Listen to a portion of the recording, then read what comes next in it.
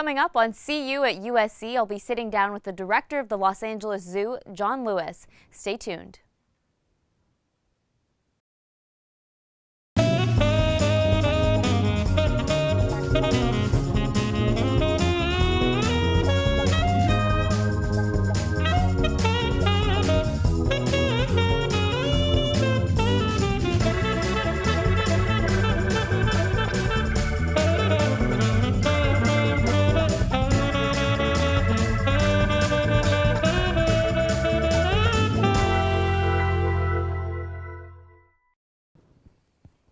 Welcome back to another episode of CU at USC. I'm your Thursday night host, Lauren Day, and tonight I'm here with the director of the Los Angeles Zoo, John Lewis. Thank you so much for being here. Thank you for having me. And we were just talking earlier, you have had an extensive career at various different zoos. Right. How did you even get so interested in working with animals?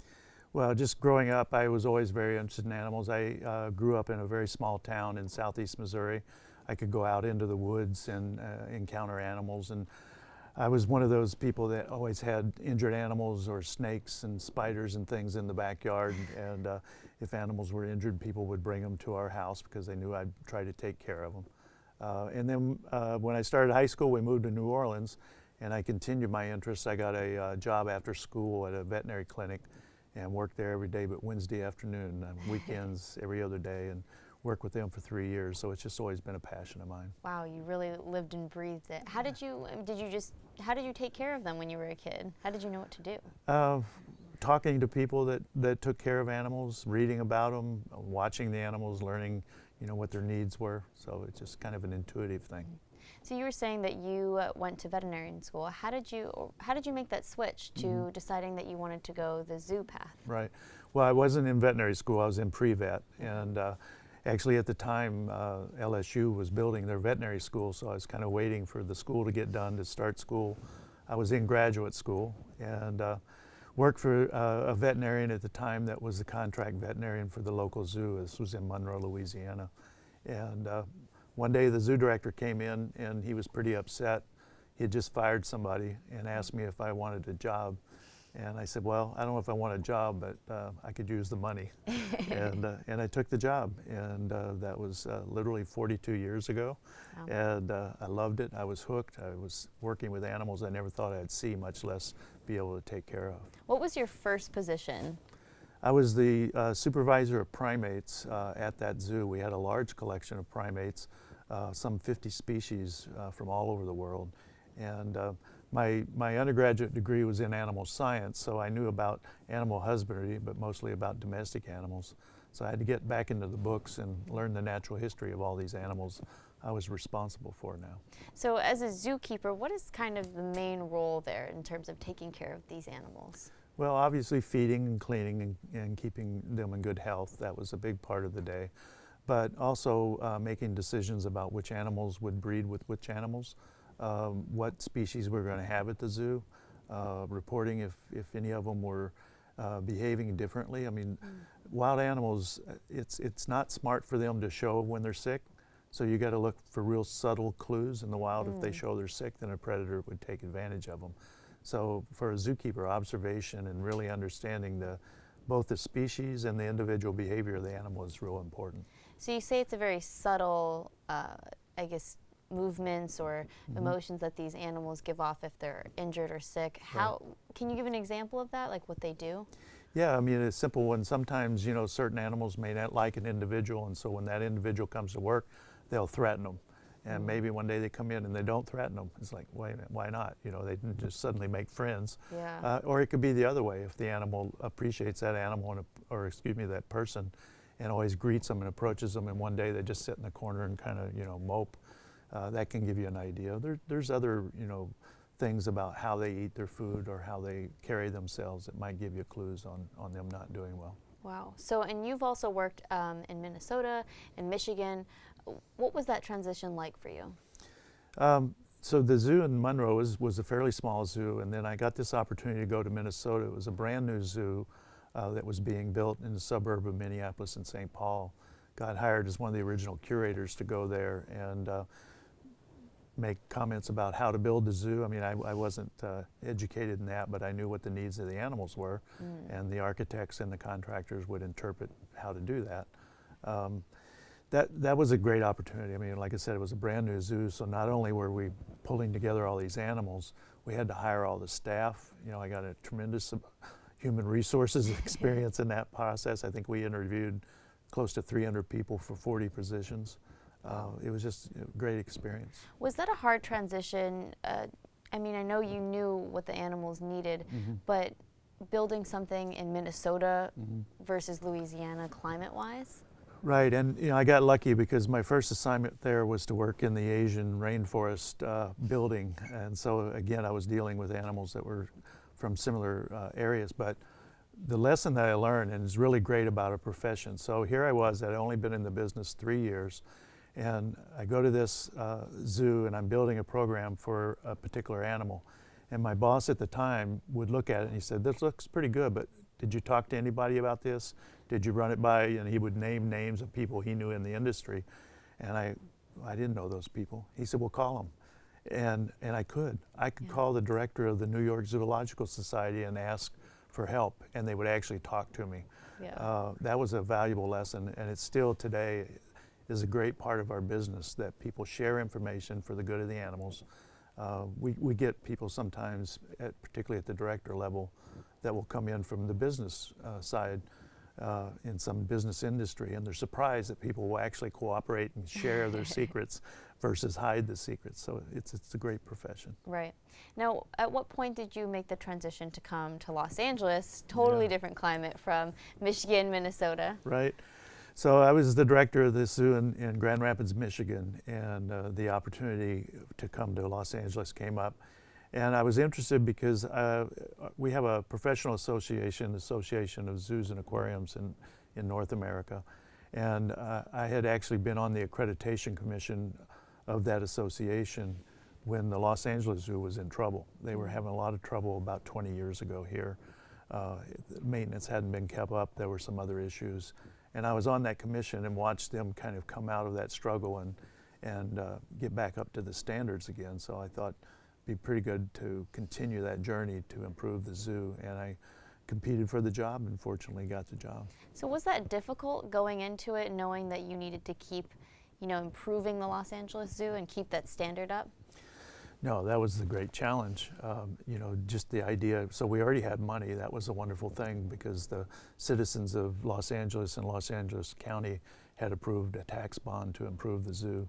So we had that.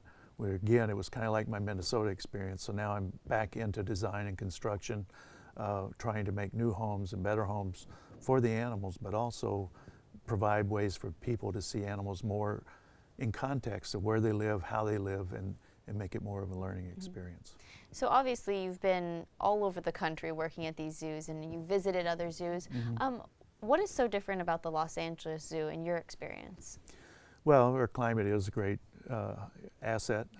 It's although it's a little tough for some animals. It's dry here, so if you're dealing with rainforest animals, you have to accommodate for the humidity and the needs of the animals. The thing I love about the Los Angeles Zoo, though, is that when I go out of my office and look at the people at the zoo, it looks like Los Angeles. People in this city use the facility, and it's great to see that diversity because a big part of our mission is trying to connect people with wildlife. More, not just in LA, but all over the world now, everybody's moving to the city. And the more they do that, the more they lose contact, but also knowledge and empathy about wildlife. So we want to reestablish that, and to do that effectively, it's going to take everybody. So it's good to see everybody at the zoo. Is there anything specific that the Los Angeles Zoo does to try and bring in more members of the community, not just, let's say, tourists who are here visiting for a week? Well, we share our story all over the city and the county to bring people in. In this city, because there's so much competition for tourism, the bulk of our visitors are actually local. We do get tourists, but that's not a main portion of our attendance at the zoo. So we really do focus on the citizens. Now, as the director of the zoo, what is your main responsibilities? I know that must be very different from being a zookeeper. It is.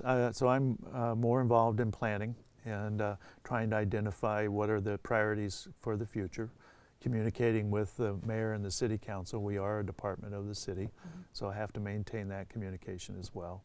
And communicating those things to the staff and our supporters. We have a support organization called the Greater Los Angeles Zoo Association. Acronym is GLAZA, it's a little bit easier.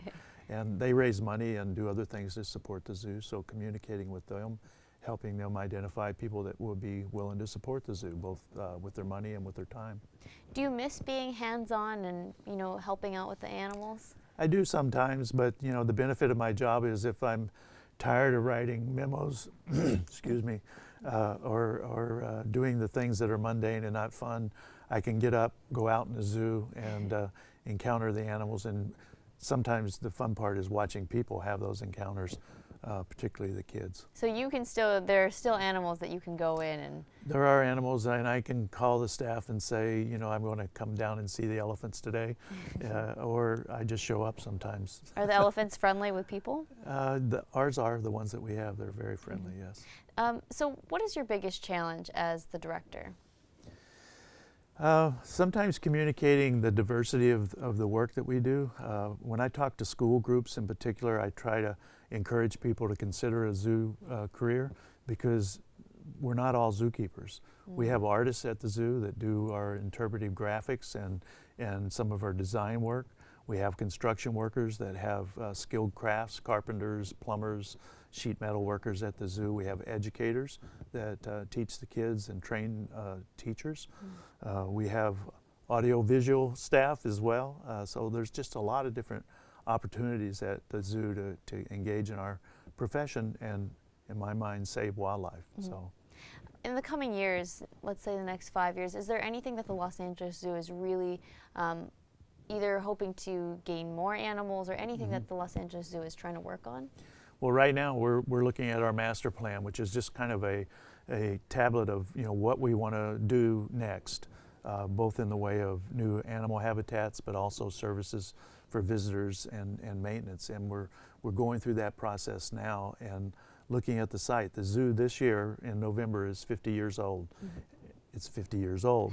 And so we've spent the last 15 years doing new habitats, new facilities, and we still have a lot to go. So we're going to focus on those older style of exhibits and habitats and turn those into the new kind of innovative and engaging facilities.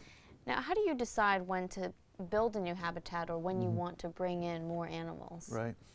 So it happens in a number of ways. If there's new information that helps us think we can do a better job with that animal in a different habitat or bring in a certain species, we'll look at that. We look at the skill of our staff. Our staff has a lot of experience with great apes. We have chimpanzees and gorillas and orangutans. Our staff has consulted literally all over the world to other groups on how to care for those types of animals, not only in zoos, but also in sanctuaries in Africa that are looking to re-release animals into the wild. We have a lot of experience with birds of prey, which has caused us to be heavily involved in the California Condor Recovery Program. Our zoo in San Diego Zoo were the first two zoos to hold California condors when there were only 22 of them left in the wild. Wow. All 22 of those birds came into our zoos. We've been breeding them now for over 25 years.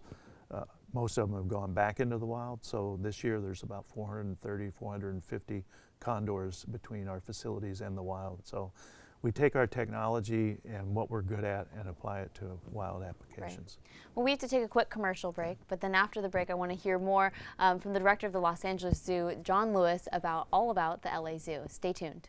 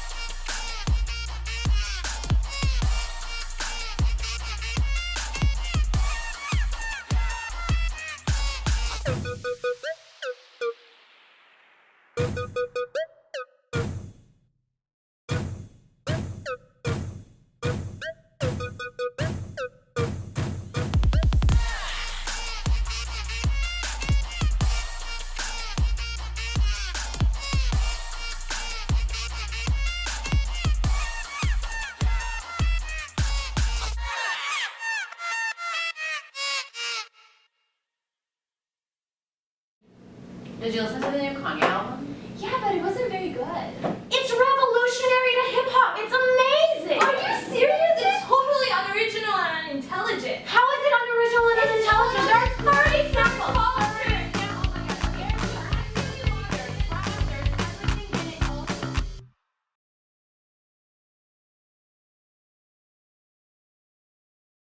I'm here with the director of the Los Angeles Zoo, John Lewis. Thanks again for being here. Thank you, Lauren. Well, right before the break, we were talking about condors, and you were saying how they were very endangered, and Right. the Los Angeles Zoo took them in.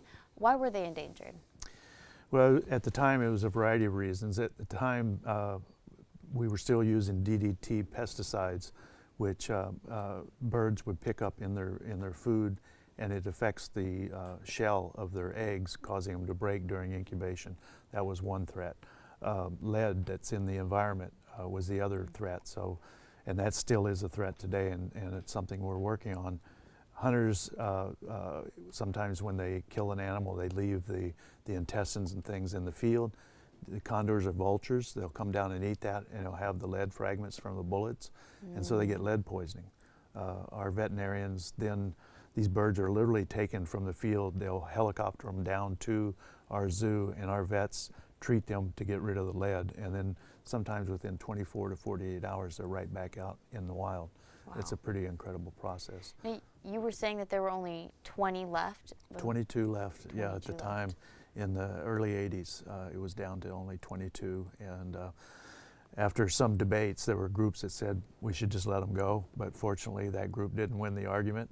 It was agreed to collect all of the remaining wild birds. Half of them went to the San Diego Zoo and the other half went to the Los Angeles Zoo. We started captive breeding programs with those birds and produced a large number of animals over the years. We have one male, Topo Topo. He's over 50 years old. He was the first condor taken from the wild. Wow. He personally has sired 34 chicks that have Wow. come back. Yeah, so it's a really successful program and one that we've been proud to be part of. Now, you were mentioning how some people, didn't want you to keep those birds in, and I know some people view animals in captivity as a bad thing for Right. them. How do you view it? Well, it depends on the animal, obviously, but I know the care that the animals get at good zoos. Part of our problem is some people think a zoo is a zoo is a zoo, and that's not true. There are roadside zoos that shouldn't have animals, but good professional zoos in our association of zoos and aquariums, every day they're discovering things and providing great care for these animals. So I don't see it personally any different than having a pet at home. If you provide good care, it's a good thing both for the pet and for the owner.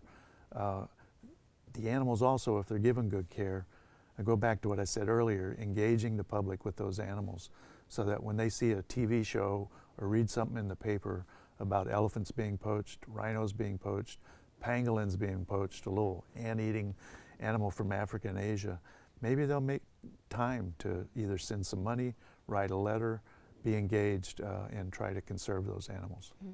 Now, you were also saying that with the condors and the vultures, you tried to send them back into the wild. Mm-hmm. Is that part of your process of helping to help the species not be endangered? It is, and along with the condors, we do that with a number of other species. At the LA Zoo right now, we're working with pronghorn antelope that are, it's a subspecies that's native to Baja, Mexico, and we are helping the folks down there breed large numbers of these animals for release into Baja, and that's been going on probably since the early 2000s. A large number of animals now are back out in the Baja region. We also become recovery locations. California Fish and Wildlife asked us to work with them on the mountain yellow-legged frog, the southern version, when they were being devastated by mudslides after wildfires, and also by trout that had been introduced to some of their streams. The trout were eating the tadpoles and the frogs. So we breed those animals in our facility. They get head started, get a little growth on them and everything, and then they're put out in the wild. Is that difficult at all for the animals to adjust from being like in a zoo environment and then going back into the wild? Well, it can be, but we do a lot of things to try to buffer that. In the case of the condors, the aviaries where they're at are screened off. Even the keepers, the birds don't see them personally. Everything's done behind screens. They use puppets to feed young birds, just so the only thing they're seeing is their arm with the puppet on it. We just do a lot to not let them become friendly with people, because when we release them, we don't want them to be friendly. We can do other things too. We train them not to land on power lines, for example, because in the wild that has been a problem where they'd land on these high voltage power poles and then get electrocuted. So we can do those things to prepare them to succeed when they go to the wild. Now, earlier you were also mentioning how you have a big gorilla and chimpanzee exhibit, and a lot of your zookeepers are really well trained in that. Right. Why is that? Why is the gorillas and the chimpanzees such a big part of the Los Angeles Zoo? Well, it was really just an example of how the skills and knowledge that our staff gather in the zoo environment can be directly translated to the field. We have one of our curators go to Gabon, Africa this last year. A number of chimps that were there were being used in medical research, and they stopped that. And so now they're trying to figure out how to put these animals together. Some of these animals had never seen another chimp. They might have heard them because they were in the room next door, but never seen them. And we have one of the largest groups of chimpanzees in zoos in North America. So that curator went over there and helped them literally introduce close to 40 different chimps to each other, so they could then be moved to an island sanctuary to live the rest of their lives. Wow. Our general curator went to Congo to help with the eastern lowland gorilla in a similar way there. So those are just examples of how our knowledge gets transferred to field conservation. With animals, well, with all the animals, and for example, the chimpanzees, how do you decide how much space they actually need? Well, it's based on several things. What's their normal natural history? How do they live in their environment? And then they have their own personal space needs. You know, some days they want to be close to other chimps, and other days they don't want to be close. But it gets interesting. You know, one of the big questions now is whether or not elephants belong in zoos. And some of the argument is that they, will walk tens of miles a day in the wild. And so how can you keep them in a zoo environment? But you have to step back and look at why do they walk all that distance. And if you look all over the elephant habitats in the areas where they have lots of resources, food, water, other elephants, they don't walk that far. When the times are drought or there's not as much food, they will walk. They'll walk, 10, 20, 30, 40 miles to get enough resources to live. Right. So it's really looking at what are their intrinsic needs and how do you translate that to a zoo environment. Now, you mentioned the drought, and that just maybe made a light bulb go off in my head. How has that affected the way the Los Angeles Zoo operates here in Southern California? Well, we've been pretty lucky because prior to the drought, with the improvements that we were making, we were doing a lot of things to make the different habitats more water efficient. So in the early days, a pool for a particular animal, you would drain it in the morning, you'd clean it, and you'd fill it up again. As we made the improvements, we put those systems on filtration systems so that we didn't have to lose that water. That was one way that we got through the drought. Our irrigation, most of it's on computer-assisted controls, so it can measure the humidity and the need for water, so we're not just watering because it's Tuesday and Friday, but watering it when the plants actually need it. And then in our parking lot, the renovation that we did there we're actually using recycled water, so it's not the potable water that we all need for our use. Okay. And then how do you make sure that you keep both people who are visiting the zoo as well as the animals safe?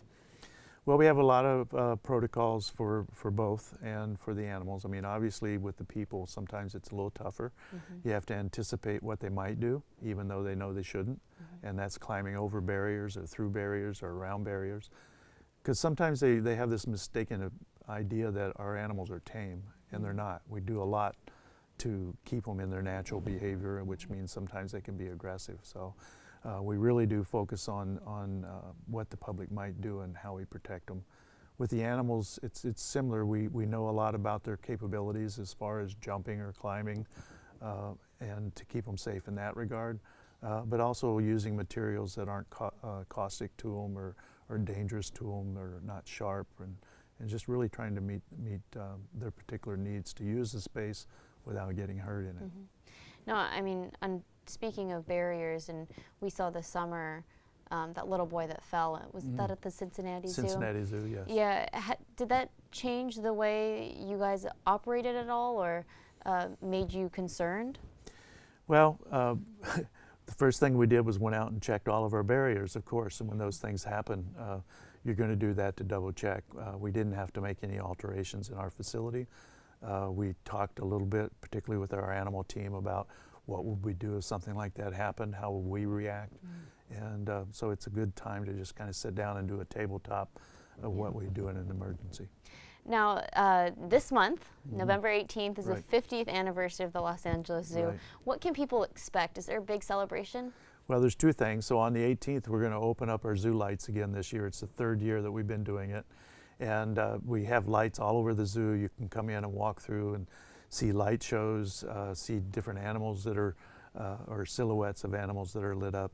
It's not really about seeing the animals that live at the zoo, but just enjoying yourself with friends and family in a safe place. So that'll be going on. And then later in the month, we're going to have an actual birthday party on the 28th of November, where people can come in at 10 o'clock in the morning, and we'll have a little animal procession with some of our smaller animals, and we'll have birthday cake, and it'll be a fun day. Wow. Unfortunately, we're running out of time, but I do want to ask you two fun questions. Out of all the animals that you have worked with, do you have a favorite? I have lots of favorites. I love snakes. I started in primates, so the gibbons, which are the small apes, are one of my favorites. The Saimang, which is this large black gibbon that has this incredible voice, is an incredible animal. And then I worked for years with clouded leopards, which is a small Asian cat species. Very beautiful, very elusive, difficult to work with sometimes Oh, because I'm sure. they're tough. Yeah.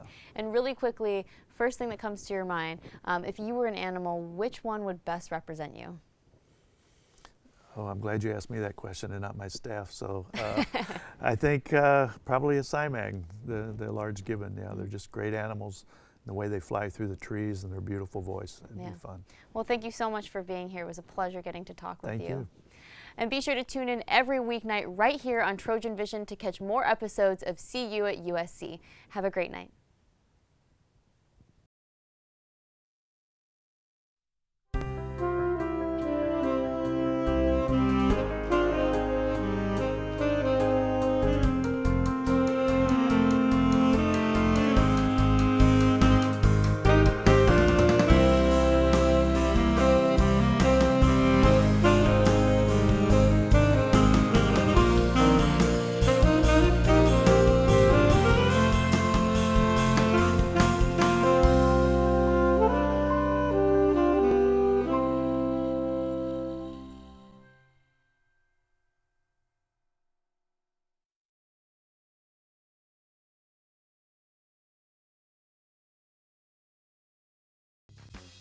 You're watching Trojan Vision. For more of your favorite shows, check us out at trojanvision.com and like us on Facebook.